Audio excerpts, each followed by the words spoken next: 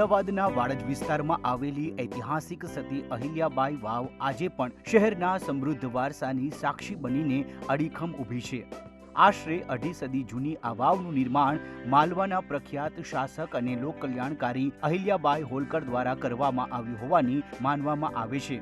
અહિલ્યાબાઈ હોલકર તેમના શાસનકાળ દરમિયાન સમગ્ર ભારતભરમાં મંદિરો, ઘાટો, કૂવા અને વાવો જેવા લોકોપયોગી બાંધકામો માટે જાણીતા હતા। તેમના દ્વારા કાશી વિશ્વનાથ મંદિરના પુનઃનિર્માણ સહિત અનેક ઐતિહાસિક કાર્યો કરવામાં આવ્યા હતા। અમદાવાદના વાડજ વિસ્તારમાં આવેલી આ વાવ પણ તેમની જ લોક કલ્યાણકારી દ્રષ્ટિનું ઉત્તમ ઉદાહરણ માનવામાં આવે છે।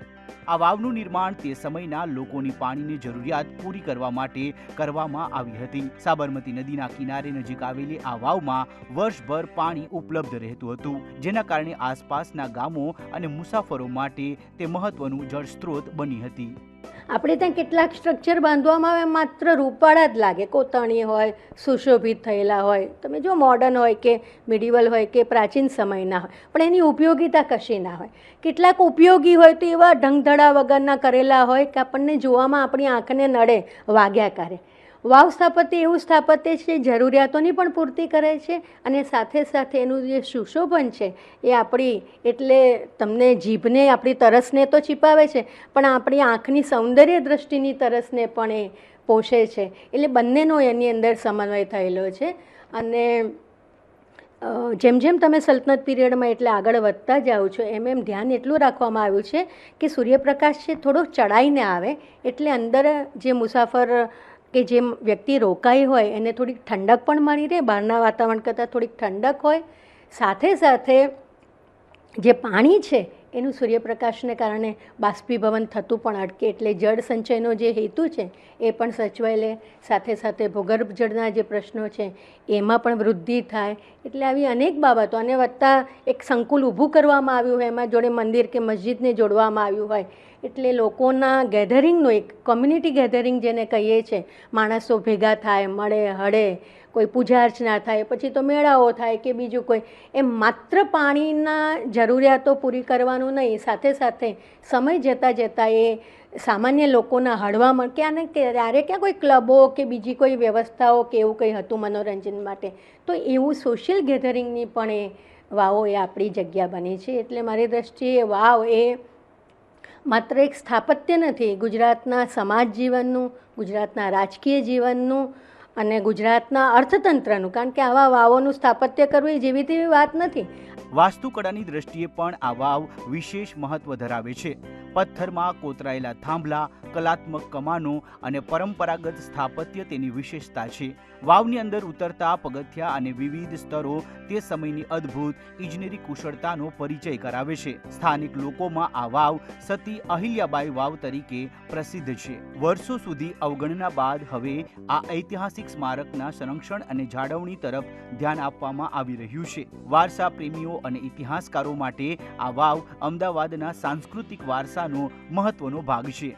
આજે પણ સતી અહિલ્યાબાઈ વાવ માત્ર એક જળ સંચયનું માધ્યમ નથી, પરંતુ ગુજરાત અને ભારતના સમૃદ્ધ ઇતિહાસ, લોક કલ્યાણ અને અદ્ભુત સ્થાપત્ય કલાની જીવંત ઓળખ બની રહી છે।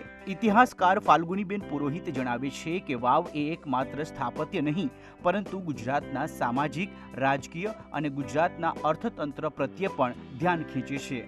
વાવ એ અમદાવાદની આગવી ઓળખ છે।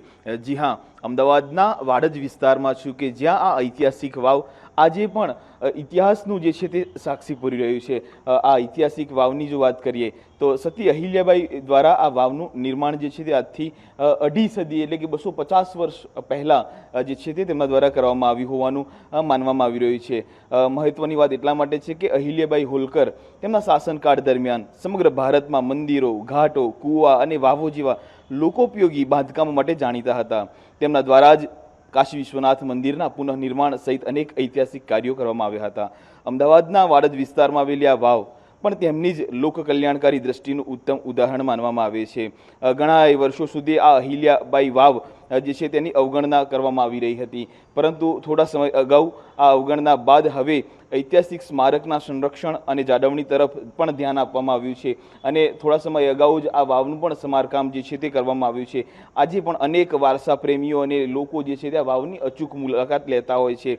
ખાસ કરીને આ વાવની વિશેષતાઓની વાત કરવામાં આવે તો 5 માળની આ વાવ છે. વાસ્તુકળાની દ્રષ્ટિએ પણ આ વાવ વિશેષ મહત્વ ધરાવે છે. પથ્થરમાં કોતરાયેલા થાંભલા, કલાત્મક કમાનો અને પરંપરાગત સ્થાપત્યની વિશેષતાઓ છે. વાવની અંદર ઉતરતા પગથિયા અને વિવિધ સ્તરોએ તે સમયની અદ્ભુત ઇજનેરી કુશળતાનો પરિચય કરાવે છે. આમ આ વાવ જે છે તેનો આજે પણ તેનો ઇતિહાસ છે તે ઇતિહાસ સાથે અડીખમ અમદાવાદના વાડજ વિસ્તારની અંદર ઊભી રહેલી જોવા મળી રહી છે.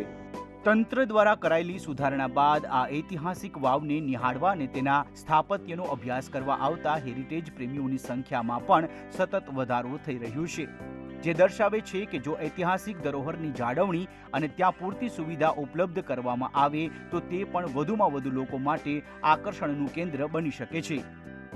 અમદાવાદથી કલ્પિન ત્રિવેદીનો અહેવાલ, ETV ભારત.